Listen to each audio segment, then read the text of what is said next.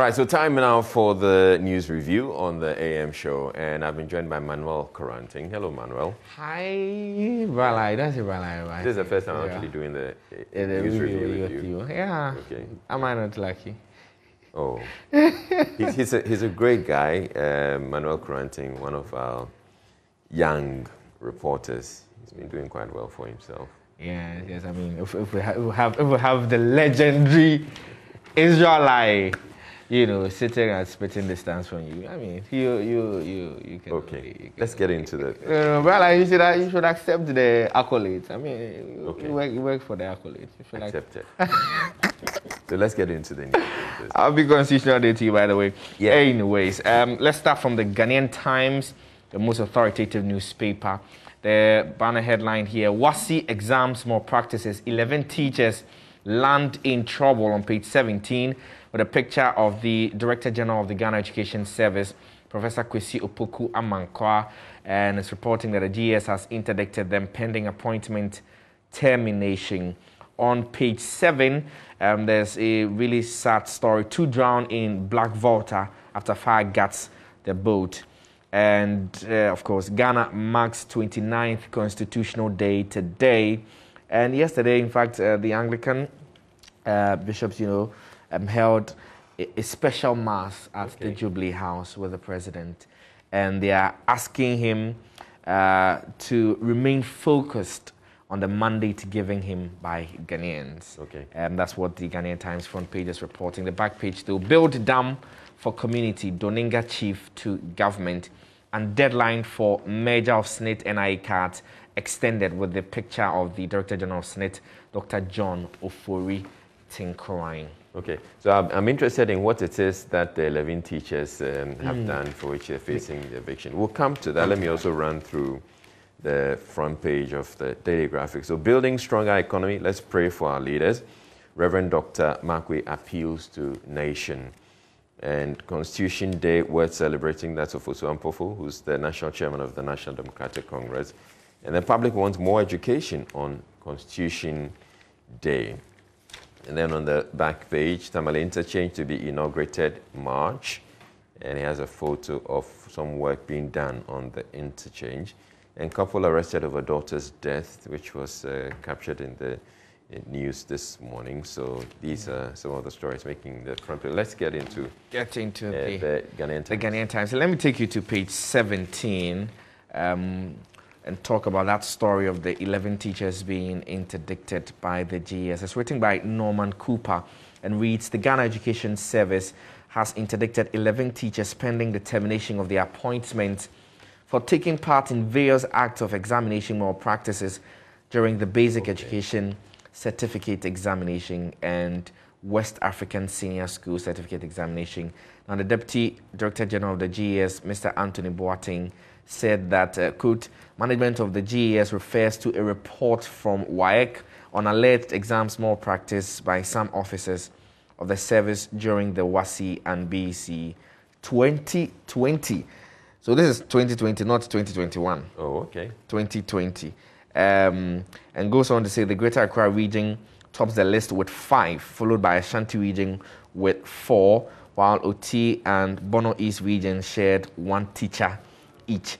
He said, however, that the teachers were invited to appear before a committee at the GS headquarters, Accra, for hearing over the allegations of their engagement in the exam malpractice. And it goes on to quote relevant portions of the GES Code of Conduct for staff members and all of that. So this one has 11 teachers being in trouble, but there's this general perception that indeed a lot more teachers tend to get involved in examination practices because they want to see their students do well. And apparently if the students do well, it looks good on them. And then they are seen to be, the stars, the teachers who are doing excellently well. But I mean, this is one of the main recommendations from the Africa Education Watch, report on a review of the 2020 examinations and then the 2021 examinations, that in fact, fish out these people and don't just punish them in the quiet. Let people know that we are actually going after them and we are punishing them. so that it sort of renews the confidence that people have in the entire examination that you are running? As for the confidence, I think it was going to take a whole lot more because people have come to feel that it's easy to pass these exams as long as you can engage in some more practice on the other, especially when you can do that with a collusion of teachers. And then there's this issue of the sale of examination questions and all of that's a whole... And that's why, in fact, the education minister sometime last year said that they were working on introducing serialization of the questions so that if peradventure, I know it never will happen, it's in the same exam. It's in the same exam hall with me. You're answering pretty much the same questions, but they are arranged in a really varied, way, so that your number one, the answer could be A, but mine, number one, the answer would be D. And so I can't ask you a question about number one or a question about number two. And that essentially would, at least at the level of the exams hall, where you have people sort of collaborating, doing group work with the assistance of invigilators and teachers and all of that, you're going to cut down on that. I can imagine, too, that would require some level of logistics to pull that off. Because what tends to happen is if you have the same questions and the same order of questions, then it's a lot easier. You just hand it over, and then they're marked that way. But if they're in, different, the questions don't follow a particular sequence, and then it means you have to, after the exam, know which questions are going to, Let's see which other stories are there. And of course, I'm going to take you to this particular story from the Jubilee House from yesterday. Now, the Anglican bishops held a special mass with the president at the Jubilee House. Now, a Christian service was held. It's in the center spread of the Ghanaian Times. A Christian service was held at the Jubilee House in Accra yesterday to begin the second year of President Akufo-Addo's 4-year term in office. A number of Anglican clergymen led by the Anglican Archbishop of the Internal Province of Ghana and Bishop of Asante Mampong, the Most Reverend Dr. Cyril Ben Smith, held a service and prayed for God's blessings and guidance for the president and his government. They urged the president not to be distracted, but remain focused on the mandate given him by the Ghanaian people to govern the nation. And there's a quote here that says that regardless of the failures, the challenges of the times, we must be willing to try again, trusting in God's word, and that is the way we should view things. So these were the words of the Most Reverend Dr. Cyril Ben Smith as he led that particular sermon. But I mean, on the back of all of this, and it's good to pray, of course, for good health and strength for the president. But on the back of all of this, it's been, well, cumulatively 5 years. But in a second term, today should be exactly a year since he was sworn in. Yeah. And I mean, there's the manifesto that he, presented to Ghanaians, and then there's a reality that we've seen in the past 1 year. And the question that is begging our minds is, well, are you seeing or are you getting what you were promised, or are you getting a wind of a direction that, okay, well, we are not there yet, but we are on a path, of course, that we are actually going there. And so, I mean, you should ask yourself at home. I mean, it's a holiday. A lot of you are at home and you're watching. And ask yourself, I mean, as I say, what would you like to see government do a bit more or a bit less? So the question we are asking the viewers this morning is, what do you make of the first year of the second coming of President Akufo-Addo? So that's the question we are asking the people. We've posted it on social media, and we're going to get interesting to hear. A few of reactions. Interesting to hear. And I mean, from a journalist point of view, last year was supposed to be what, year of roads. Well, the year before that, 2020 was actually supposed to be the year of roads. Really, this year has been declared another year of roads. And turns out, in fact, last year alone, I covered so many demonstrations over roads. Yeah. Poor roads, better put, And so from a journalist point of view, Well, the roads that were promised, perhaps are being fixed in other areas, but at least from where I sit and from the stories, no. I just see people your roads hasn't come your way. No. Okay. No, not at all. I would also, well, I've seen some roads being resurfaced. Okay. So I've seen a number of roads being resurfaced. Resurfaced. So that's more like rehabilitation of the roads. Yeah. But seeing new roads being constructed, well, there's some work. Okay, a few places. Yes. I think that some work is beginning. Yeah. But yes, I'm not seeing that much of new roads being done. And a lot of a lot of the road contracts, if like projects, have actually been abandoned.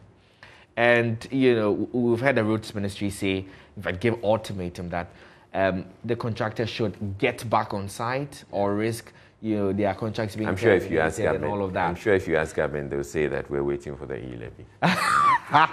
Funds from the e-levy. Let's get on to the daily graphic. Let's see the other stories. So building stronger economy. Let's pray for our leaders. Reverend Dr. Markwei appeals to nation. Says the General Overseer of the Living Streams International, Reverend Dr. Ebenezer Markwei, has called on Ghanaians to rise up and pray for the leadership of the country. He said, with challenging times still biting from the impact of the coronavirus disease, the pandemic, general rising cost of living, and the government's desire to raise resources from taxes to provide amenities for its citizens, God remained a critical source of hope and intervention to keep things on course. So that's Reverend Markwei saying that. And let's get into, also on page 3, the story continues.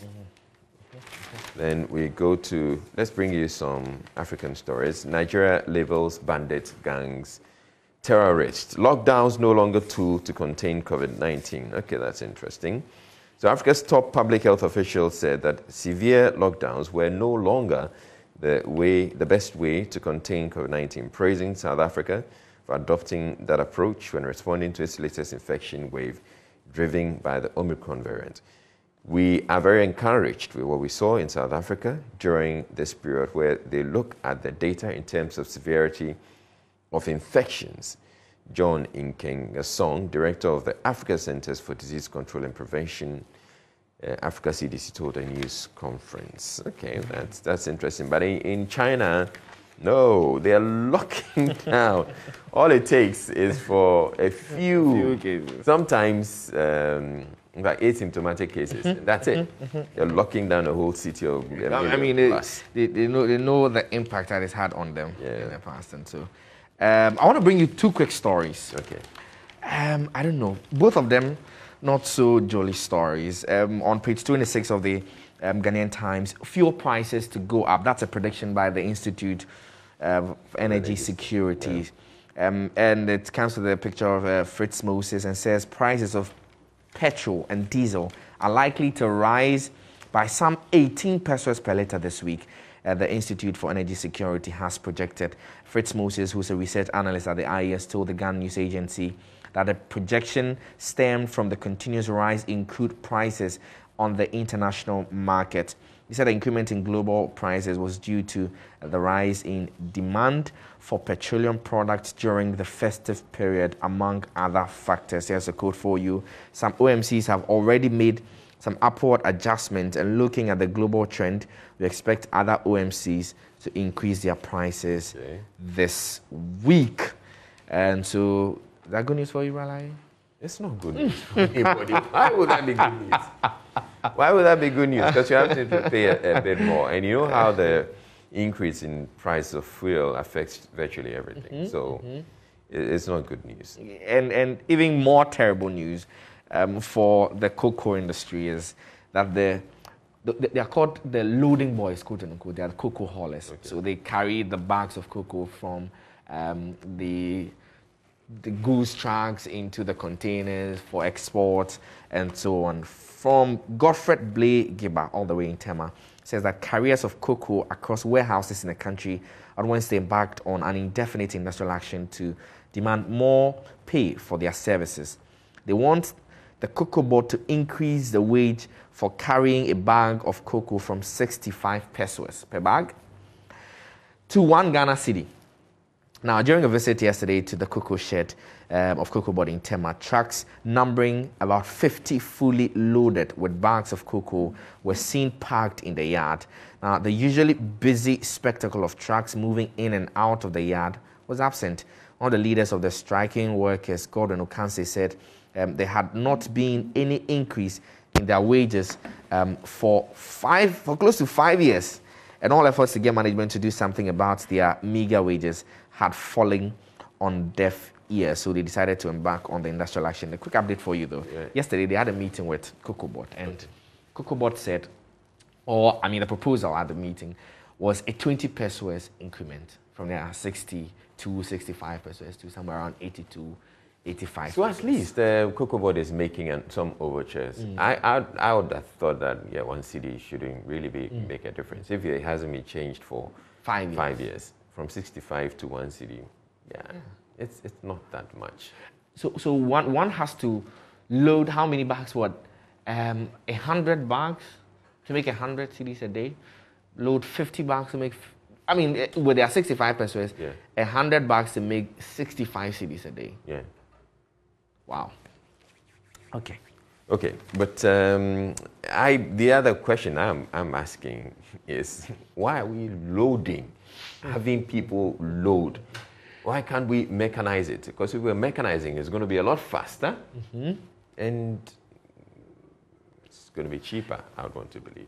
Well, cheaper eventually, and more unemployed people, on the streets with no gainful employment. I understand, but some of these jobs would eventually have to be scrapped. It may take maybe 5, 10 more, but it still has to go at some point.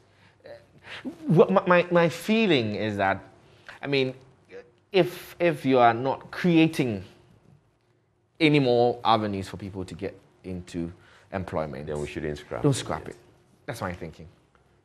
Don't scrap it. Because they are getting 65 pesos per bag is woefully inadequate, leading them to strike. But you see, if you take out the sentiments in all of that, if you were a private company, would you want people to be loading bags of cocoa? A private company, I'm not sure a private company wanted to do that. But yeah, government won't want to do that because, or a government company, a company owned by government wouldn't want to do that because if it does, that means people are going to lose jobs, and that is no good on the government. Let's get to some more stories in the Daily Graphic. President Biden slams Trump over Capitol attack and Florona, COVID-19 and influenza co-infections.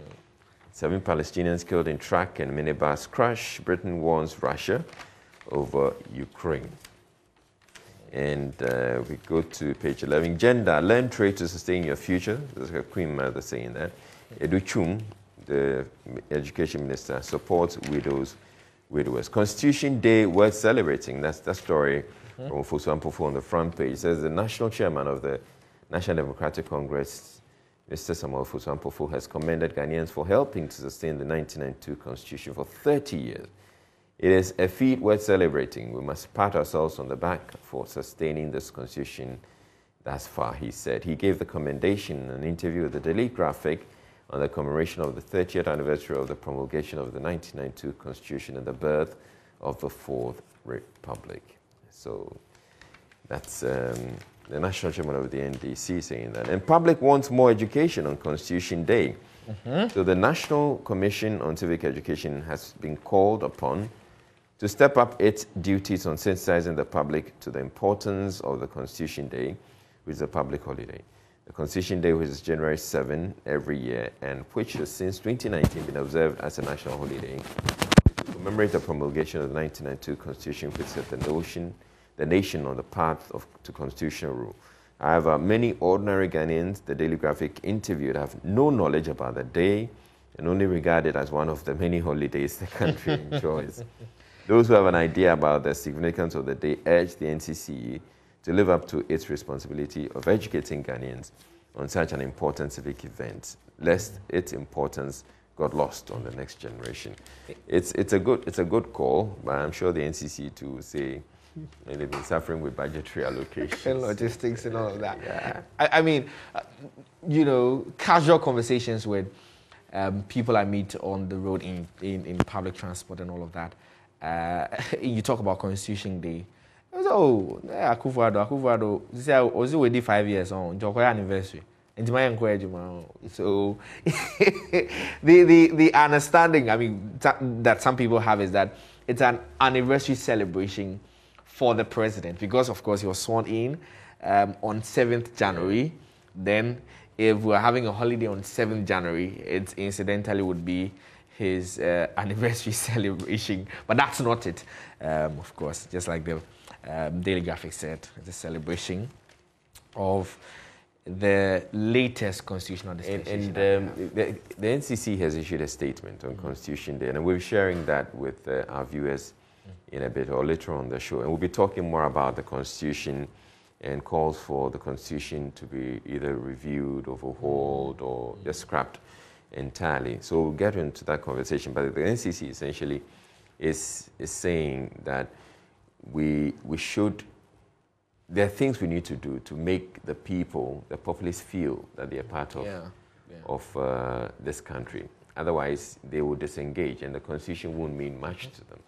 So it's a conversation worth having. On the center spread of the Daily Graphic Statistical Service undertakes household income survey, and Anglican Church converge on Jubilee House, praise for President, government. 370 officers graduate from Fire Academy. In politics, NDC's position on benchmark value on healthy for nation building. That's Dr. John Kuma, the Deputy Minister of Finance. Peace Council must resolve on pass in Parliament. That's Tranec Africa saying that. And no date for internal elections yet in the MPP. President receives NSMQ winners at Jubilee House. That's another thing that happened yesterday. Government to demolish illegal structures along road reservations. That's Amakwata, the roads minister, warning or saying that. And case against Ato Forcing not politically motivated. That's the AG saying that. And then my wife's pregnancy was intact. Husband of kidnapped woman tells courts. And this was a story that was reported on quite heavily on Joy Joy from yesterday. The police are heavily relying on medical experts who have examined her. So the man believes that maintained that I saw my wife who was pregnant. But the police are also saying, well, the doctors are saying this woman has never been. Yeah. It doesn't look like she was ever pregnant. Okay. I mean, we can't go without talking about is it controversial or infamous SIM registration or re-registration? Oh, yeah. Exercise. Well, yesterday we had a conversation about it, and let's do that at the end. Okay. Let's quickly just wrap up. Police grab sodomy suspects at Atase Manso. Kidnapping, mining, road construction, major happenings in 2021 in the Western region. And NIA suspends card replacement at headquarters. Yeah. So that's something that I hinted yesterday on the AM show. Because someone called and said he had been told that he had to come, or he was in Elembele. He was told that for the replacement of the card, he had to come all the way to Accra to do that. Then I thought it was unreasonable. Yeah. So I said I was going to follow up. I checked with Abdul Ganiyu, and he indicated that, yes, that's actually the case.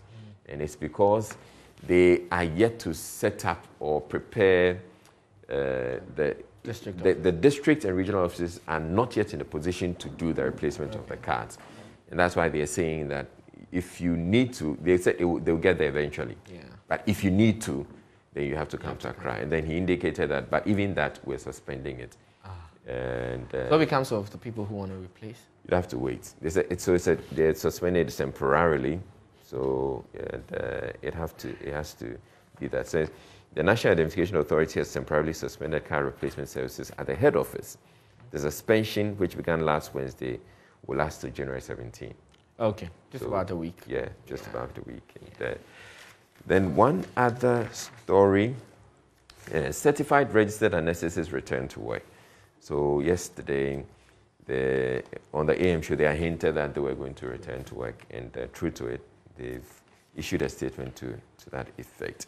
All right, let's quickly look at the daily guide to Anglican bishops pray for Nana government. Takrady fake kidnap case. I saw my wife pregnant. Police rescue Jamaican artist. Fix the country chased out of Saglemi.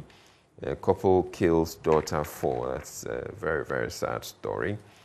And there's a cartoon here. AFCON expectations. Matrai Makwe. That's it features some gentleman here looking like the Black Stars coach Milovan. And then this one looking like Ket Okreku says, Milo what bone? What's that? Milo bone. And then so we see this person who's supposed to be the coach. BBC. Ah, BBC. okay, now I get it. This one. Milo.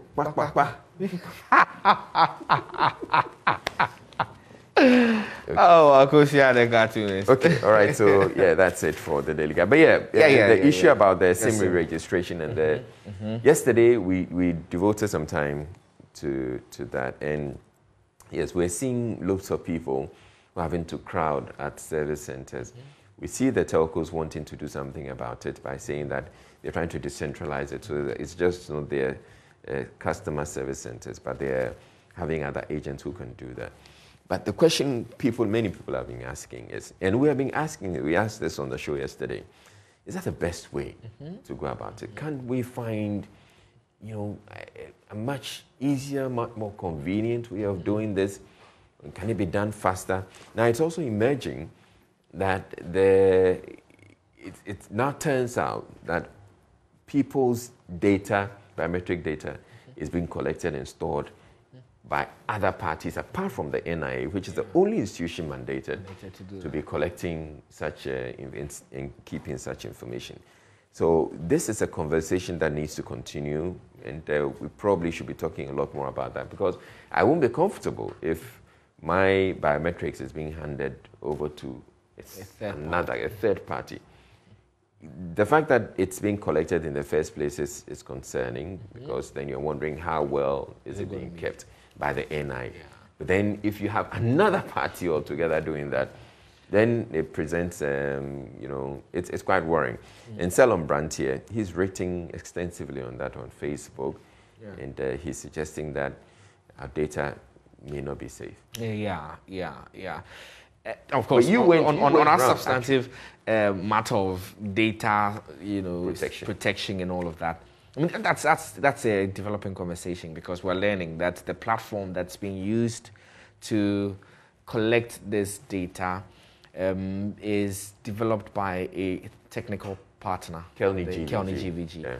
Of the NIA, and so that's what. But that platform in itself, even beyond all the issues of data protection and all of that, is slow and it's quite problematic. Now, at all the telco outlets that I visited yesterday, for instance, the response was same. That's the network is slow, the network is down, the network is jammed, all of that. And you had people who had started queuing as early as 5 a.m. and were there up until 2 p.m.